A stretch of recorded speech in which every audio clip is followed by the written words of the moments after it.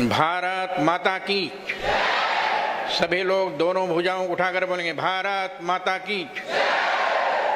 पंजा नहीं दिखाई दे। बजरंग बली की गदा बनाई, मुट्ठी बांधी, भारत माता की, भारत माता की, गौ माता की, गंगा माता की, गोरक्षनाथ भगवान की, गोरक्षनाथ भगवान की, पूज्य महंत दिग्विजयनाथ जी महाराज की, पूज्य महंत वेदनाथ जी महाराज की, श्री राम जन्मभूमि की, श्री कृष्ण जन्मभूमि की, काशी विश्वनाथ भगवान की, हर हर महादेव। ओम नमः परमहंसास्वादित चरणकमल चिन्मकरंदाय भक्तजनमानस निवासाय श्रीरामचंद्राय। परम सम्माननीय भारतीय संस्कृति साधना के प्रतीक सद्धर्म संरक्षण विचक्षण वरेण्य ज्योतिष पीठाधीश्वर बद्रिकाश्रम के पूज्य शंकराचार्य पूज्य स्वामी वासुदेवानंद सरस्वती जी महाराज, गोरक्ष पीठ के महंत और उत्तर प्रदेश के यशस्वी जनप्रिय लोकप्रिय मुख्यमंत्री योगी आदित्यनाथ जी महाराज, मंच पर विराजमान राजस्थान अलवर के सांसद श्री बालकनाथ जी महाराज, मंच पर विराजमान सभी पूज्य संतगण, उपस्थित महानुभावों, पत्रकार बंधुओं, आज एक बार पूरा हम सब लोग गोरक्ष पीठ के इस पावन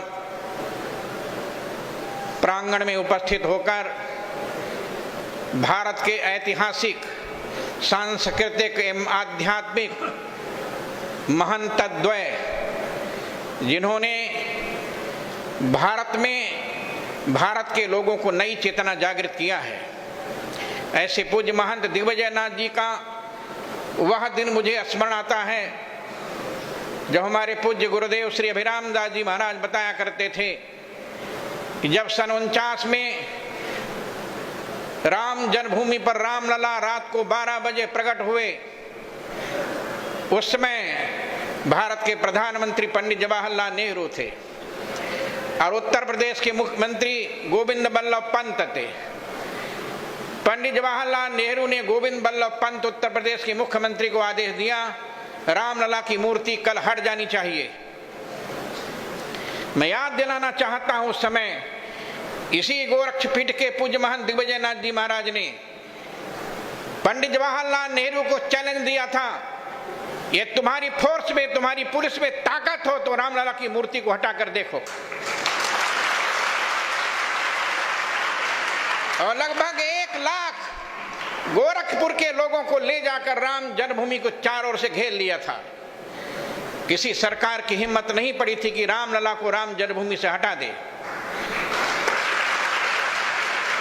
आज मैं याद दिलाना चाहता हूं, जब सन 84 में राम जानकी रथ निकला और पहली बैठक दिगंबर अखाड़ा में पूज्य महंत परमहंस रामचंद्र दास जी महाराज की अध्यक्षता में हुई, तब उस समय पूज्य महंत वेदनाथ जी महाराज गोरखपुर से गए थे। अयोध्या के कई संत कुछ हैं और कुछ चले गए। सब लोगों के बीच में अशोक सिंघल जी ने कहा था ये राम जन्मभूमि का आंदोलन है और मैं चाहता हूं कि राम जन्मभूमि पर भव्य मंदिर बनाने के लिए कोई अयोध्या का एक महंत खड़ा हो, जिसको मैं राम जन्मभूमि मुक्ति यज्ञ समिति का अध्यक्ष बनाना चाहता हूं। सबसे पूछा गया, कोई तैयार नहीं हुआ। कांग्रेस की सरकार थी, सबने कहा मेरा मंदिर कुर्क हो जाएगा, मैं जेल चला जाऊंगा। जब राम जन्मभूमि मुक्ति यज्ञ समिति का अध्यक्ष बनने के लिए अयोध्या का कोई महंत तैयार नहीं हुआ, उस समय पूज्य महंत वेदनाथ जी महाराज ने खड़े होकर कहा, अशोक जी, जब कोई तैयार नहीं है तो गोरक्ष पीठ का यह महंत वेदनाथ तैयार है राम जन्मभूमि पर भव्य रामलला मंदिर निर्माण करने के लिए। और उनके नेतृत्व में राम जन्मभूमि की लड़ाई लड़ी गई। उस लड़ाई में लगभग 25 बार मैं भी जेल गया था। हमारे अयोध्या के संत, अयोध्या के महंत भी जेल गए और लाखों राम भक्त पूरे देश के जेलों में ठूस दिए गए थे। याद दिलाना चाहता हूं, मुलायम सिंह यादव ने कहा था परिंदे भी पर नहीं मार सकते, लेकिन उस समय श्री हनुमान जी महाराज स्वयं बस चलाकर राम जन्मभूमि पर जाकर रामलला के मंदिर पर ये ध्वज, केसरिया ध्वज लहरा दिया था। सब साक्षी हैं। और याद दिलाना चाहता हूं, 2007 में एक बैठक हुई थी अयोध्या हिंदू धाम में, पूज्य महंत वेद्यनाथ जी महाराज की अध्यक्षता में। स्वामी वामदेव जी थे, पूज्य परमहंस जी थे, पूज्य नित्य गोपाल दास जी थे, स्वामी सत्यमित्रानंद गिरी जी थे, स्वामी परमानंद जी थे, और उस समय सभी संत लोग वहां आए हुए थे। हिंदू धाम में बैठक थी। उस समय योगी आदित्यनाथ गोरखपुर के सांसद बन चुके थे। अशोक सिंघल जी ने खड़े होकर कहा, महंत जी मैं कुछ ज्यादा नहीं बोलना चाहता, मैं कोई भविष्य वक्ता नहीं हूं, लेकिन मैं आज एक बात बता रहा हूं कि जिस दिन योगी आदित्यनाथ उत्तर प्रदेश के मुख्यमंत्री बनेंगे तभी राम जन्मभूमि का मंदिर बनना प्रारंभ होगा। ये अशोक सिंघल की बात उस दिन चरितार्थ हुई जब 9 नवंबर 2019 को सुप्रीम कोर्ट का आदेश हुआ, जहां रामलला विराजमान है वही राम की जन्मभूमि बननी चाहिए, और भारत सरकार एक नया ट्रस्ट बनाकर मंदिर का निर्माण प्रारंभ करे। आज मैं याद दिलाना चाहता हूं, ये 2020 5 अगस्त को जब भारत के माननीय प्रधानमंत्री नरेंद्र मोदी जी और उत्तर प्रदेश के यशस्वी मुख्यमंत्री योगी आदित्यनाथ जी रामलला के दरबार में पहुंचे, उसमें सभी संत लोग विराजमान थे। और जब भूमि पूजन शिलान्यास हुआ, उस समय हमारे पास में कुछ संत लोग बैठे हुए थे और हमसे पूछ रहे थे कि वेदांती जी रामलला का मंदिर तो बनना शुरू हो जाएगा, लेकिन विश्व हिंदू परिषद ने कहा था काशी विश्वनाथ और भगवान कृष्ण का मंदिर भी बनना चाहिए। हमने कहा चिंता मत कीजिए, वो समय भी आने वाला है, वो समय जल्दी आएगा जब योगी आदित्यनाथ के मुख्यमंत्री रहते हुए काशी विश्वनाथ मंदिर भी प्रारंभ हो जाएगा। और अभी जब मैं यहां आ रहा था तो 11 सितंबर को वाराणसी की कोर्ट ने निर्णय दे दिया कि जहां पर भगवान शंकर विराजमान थे वहां पर औरंगजेब ने मंदिर को तोड़कर मस्जिद बनाया था, इसलिए वही भगवान शंकर की भूमि है। और याद दिलाना चाहता हूं, जैसे योगी आदित्यनाथ के मुख्यमंत्री रहते हुए राम जन्मभूमि पर भूमि पूजन शिलान्यास हुआ, मंदिर बनना प्रारंभ हो गया, वैसे ही योगी आदित्यनाथ के रहने पर काशी विश्वनाथ का मंदिर भी बनना प्रारंभ हो जाएगा। और याद दिलाना चाहता हूं, एक दिन ऐसा अवसर आएगा कि मथुरा की कृष्ण जन्मभूमि पर भी योगी आदित्यनाथ के मुख्यमंत्री रहते हुए मंदिर बनना प्रारंभ हो जाएगा। आज मैं निवेदन करना चाहता हूं, भारतीय संस्कृति की सुरक्षा के लिए, भारतीय अध्यात्म जगत और सांस्कृतिक सुरक्षा के लिए भगवान गोरखनाथ ने योगी आदित्यनाथ को इस मठ पर भेजा है। और याद दिलाना चाहता हूं, लोग कहते हैं जब हम लोगों ने सन 84 में राम जानकी रथ प्रारंभ किया था, तब लोगों ने कहा था, मैं बताना चाहूंगा, और कहा था वेदांती जी इतने धर्म के धर्माचार्यों को एक मंच पर कौन बैठा सकता है?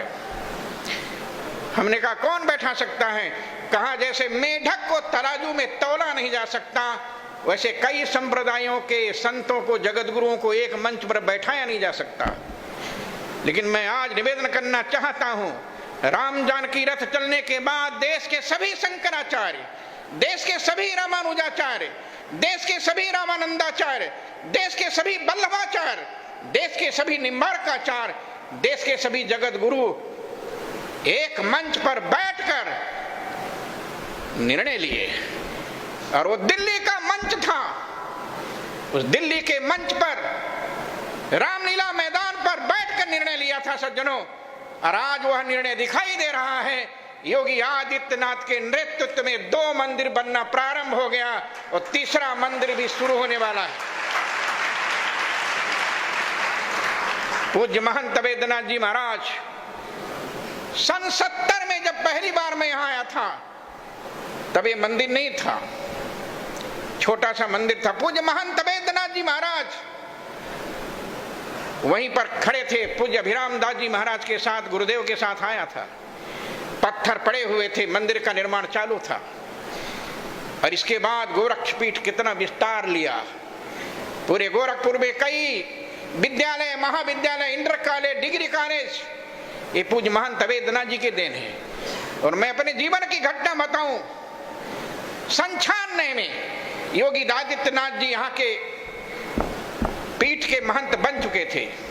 डॉक्टर मुरली मनोहर जोशी जी 3 दिन का प्रवास था गोरखपुर में, संयोग से मैं भी उसी बीच में आ गया।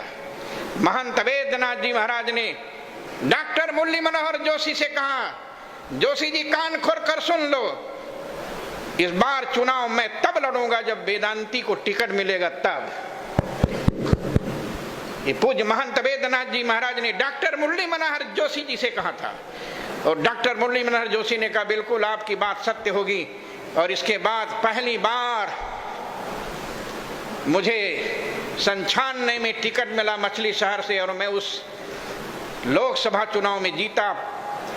आज निवेदन करना चाहता हूं, अब इस देश के अंदर जिन्होंने धर्म और संस्कृति को समाप्त करने का कुचक्र रचा था, अब वो समाप्त हो चुका है। अभी तो 300 के पार पहुंचा है। 2024 के लोकसभा में भारतीय जनता पार्टी 400 के पार करेगी। और तब जब 400 के पार हो जाएगी, तब जिस दिन राम जन्मभूमि पर एक केसरिया ध्वज लहरा जाएगा, उसी दिन भारत के संविधान में भी हिंदू राष्ट्र घोषित हो जाएगा। जिसकी कल्पना महंत दिग्विजय नाथ जी ने और महंत वेद्यनाथ जी ने किया था, जिसकी कल्पना डॉक्टर हेडगेवार ने किया था, जिसकी कल्पना गुरु गोलवलकर जी ने किया था, जिसकी कल्पना अशोक सिंघल जी ने किया था, जिसकी कल्पना जगतगुरु शंकराचार्य पूज्य स्वामी शांतानंद सरस्वती ने किया था, वह कल्पना भी 2024 के बाद भारत को साकार रूप में दिखाई देगी। इसलिए आज इस उपलक्ष्य पर पूज्य महंत दिग्विजय नाथ जी महाराज एवं पूज्य महंत वेद्यनाथ जी महाराज के श्री चरणों में श्रद्धांजलि अर्पित करता हुआ वाणी विराम देता हूं। बहुत बहुत धन्यवाद। जय श्री राम, जय श्री राम।